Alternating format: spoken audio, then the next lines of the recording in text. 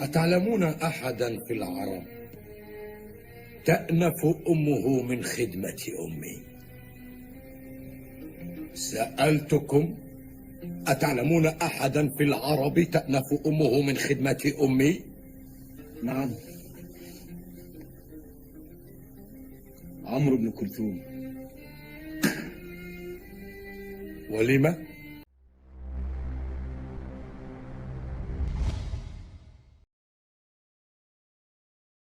ولدت للمهلهل بن ربيع الزير سالم بنتا، فقال لامرأته هندا: اقتليها، على عادة بعض القبائل العربية في الجاهلية في دفن البنات وهن أحياء، ولكن عاطفة الأمومة وصرخات الوليدة منعتها من ذلك، وأمرت خادمتها أن تغيبها عن أبيها حتى لا يراها. فلما نام المهلهل رأى رؤيا وهاتف يقول له: كم من فتى مؤمل وسيد شمردل وعدة لا تكهل في بطن بنت مهلهل. فاستيقظ مذعورا وقال: يا هند، أين ابنتي؟ قالت: وأدتها كما أشرت آنفا. قال: كلا وإله ربيعة، فاصدقيني. فأخبرته قصتها مع الخادمة، فقال لها: حسنا فعلت، أحسني قزاءها وأطلقي عليها اسم ليلى. لما كبرت ليلى وأصبحت فتاة ذات جمال ودلال، تزوجت كلثوم بن مالك أحد أسياد وأشراف بني تغلب، فحملت، وقبل ولادتها رأت في منامها أن أسدا خرج من أحشائها يهاجم من يقترب منها، فولدت عمرو بن كلثوم سيد بني تغلب الذي ساد قومه وقبيلته تغلب، وهو في 15 من عمره، وهم من هم في الشرف والمجد. ولعمرو بن كلثوم قصة مع الملك عمرو بن هند ملك الحيرة، الذي قال يوما لجلسائه: هل تعلمون أن أحدا من العرب من أهل مملكتي يأنف أن تخدم أمه أمي؟ فكان يرى أمه من أشرف نساء العرب، فهي بنت ملوك الحيرة وزوجة ملك وأم ملك. قالوا: ما نعرفه إلا أن يكون عمرو بن كلثوم التغلبي، فإن أمه ليلى بنت مهلهل بن ربيعة، وعمها كليب وائل بن ربيعة، وزوجها كلثوم بن مالك أشجع العرب، وابنها عمرو بن كلثوم سيد قومه. فطلب عمرو بن هند من عمرو بن كلثوم زيارته، وأخبره أن يصطحب والدته معه، فأجاب عمرو بن كلثوم الدعوة، وقدم مع والدته وبعضا من فرسانه وحاشيته، فصنع لهم عمرو بن هند طعاما، وطلب عمرو بن هند من أمه أن تنحي الخدم وتصرفهم، وتطلب من ليلى أن تناولها الطعام، ففعلت هند ذلك،